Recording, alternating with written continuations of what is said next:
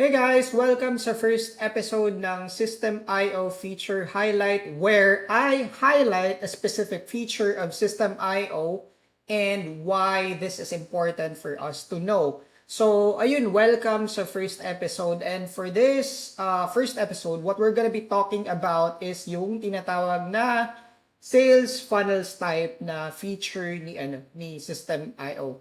Now, ang gagawin natin is of course pupunta tayo dito sa sales funnels and then I just went ahead and created funnel types na funnel and I'll explain later kung ano yung meaning ko dito, bakit natin kailangan alam to. And I want to show you how good it is kung bakit ganun yung pagka-structure ni System.io because I feel like this is something that is underrated by most people, even other expert designers. They don't know why System.io set this up. So, if you would come here, kunyari, gumawa ka na ng funnel dito sa System.io, tapos, papapiliin ka kasi nun eh. So, I will go ahead and demonstrate na lang ano yung meaning ko. So, kunyari, you want to create a funnel, papapiliin ka if you would want to build an audience, which is yung goal, or if you want to sell a product, or if you want to do custom, or if you want to run an evergreen webinar. Now, most of the funnel builders that I've used in the past, or mga landing page tools na ginamit ko in the past, most of the time, diretso lang custom siya. Pero, if papansinin nyo, si System.io parang kinategorize niya into 4. May build an audience, sell, run evergreen, webinar, and custom.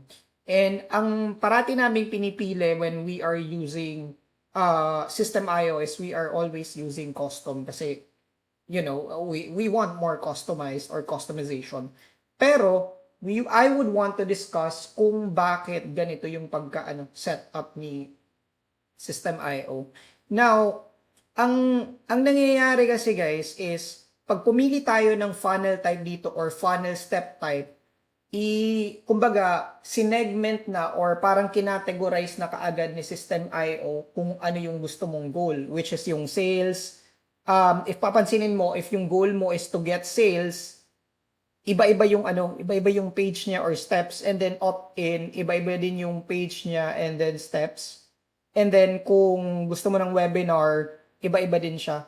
Now, some people would not really realize how genius or why System.io did this. Pero in a UX perspective, in a user experience perspective, ang ginawa nila is meron kasing tinatawag na privacy policy. And different yun siya sa US, sa Philippines, sa iba't ibang country.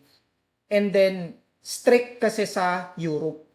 And usually kasi, when someone, I'm not sure if you have visited a lot of websites wherein sasabihin ng website na, do you agree dun sa cookie ng website nito?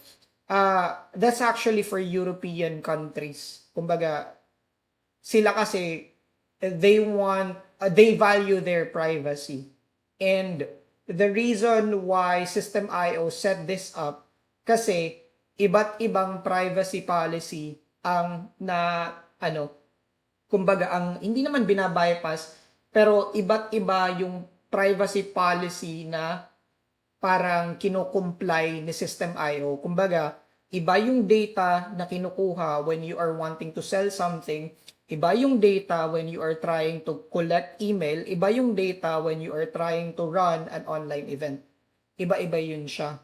Now, the reason why this is important is because of this.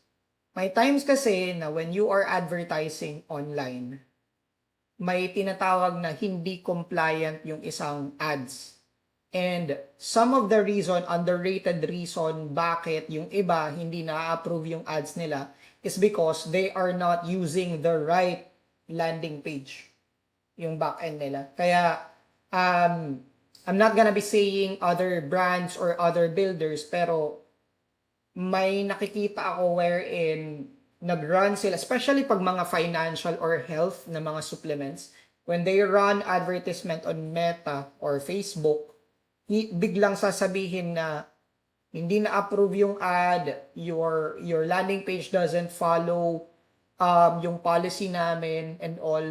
When in reality, on the back end, hindi lang talaga nagfa-follow sa type of funnel step.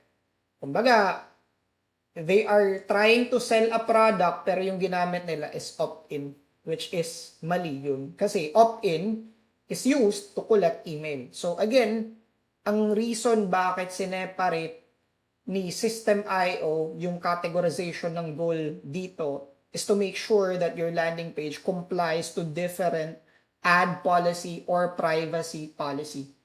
And I'm not sure if na-discuss to ng iba, pero based on their documentation, ito yung reason nila. And for me, na-appreciate ko siya kasi nga, hindi ko na kailangan isipin na, shit, nag-follow ba ng, kumbaga, compliant ba yung landing page ko when it comes to advertising these things?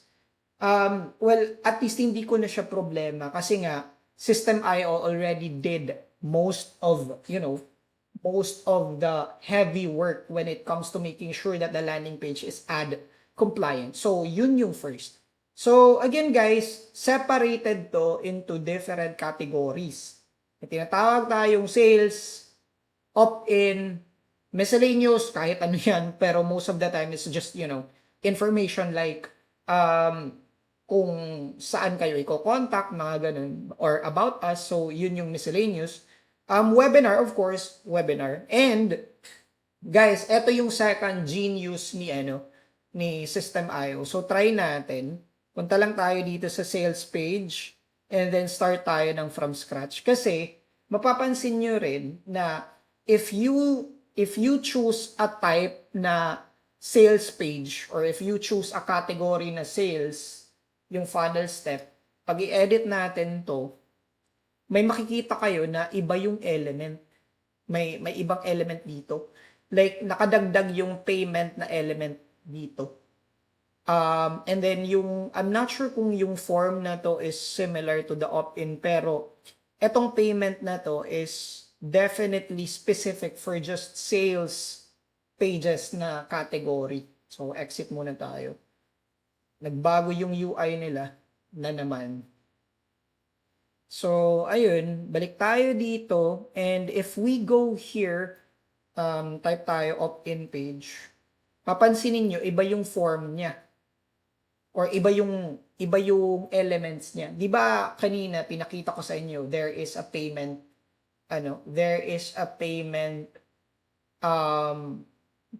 na parang tab or element. Tapos dito sa opt-in na type, wala siyang tinatawag na payment form or payment widget or payment element. Now, you might be saying, ay putik, parang kino-confuse kami ni System.io, parang ang tsaka naman para kailangan talaga maging specific.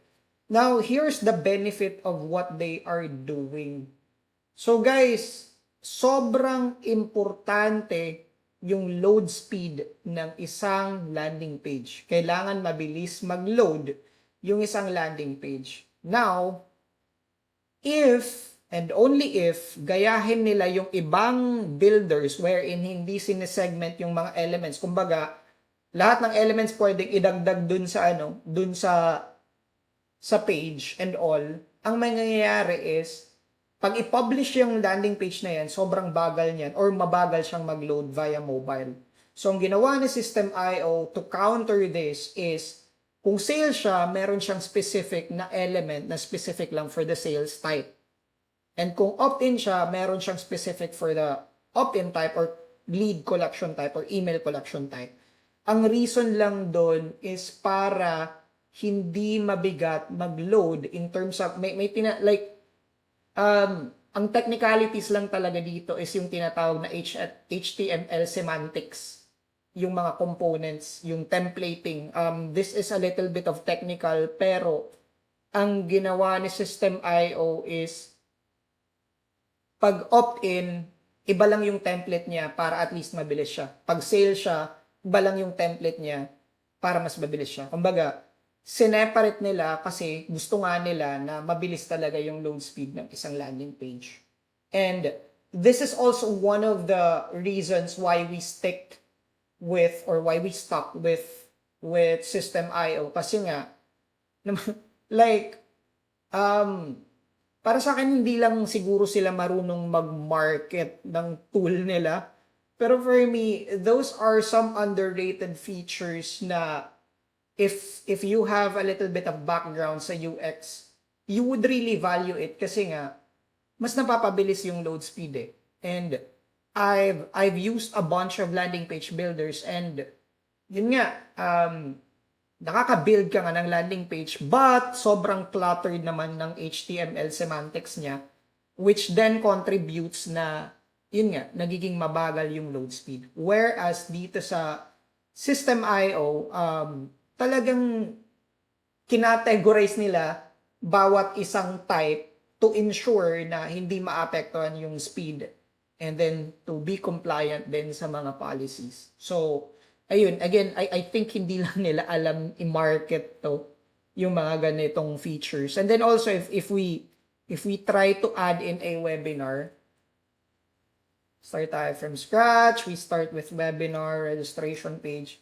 Ang pagkakaalam ko dito, there is a specific element as well na specific lang for webinar. So, this one, specific lang for webinar.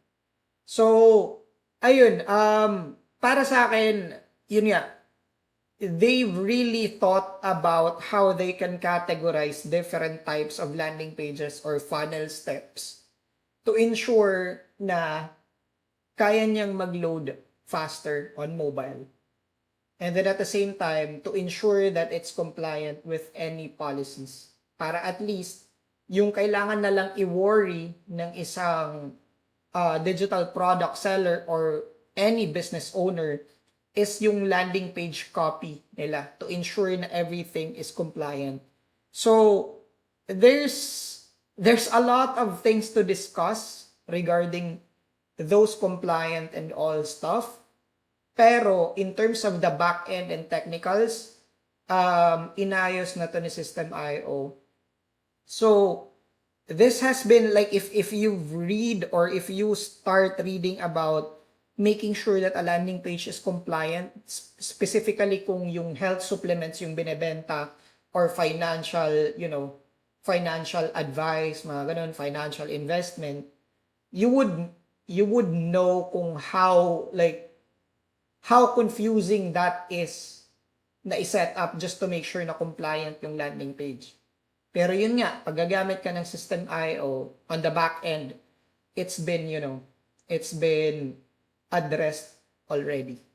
So, yun lang naman yung gusto kong i-discuss na feature ng System.io because I just wanted to highlight System.io features as well na underrated.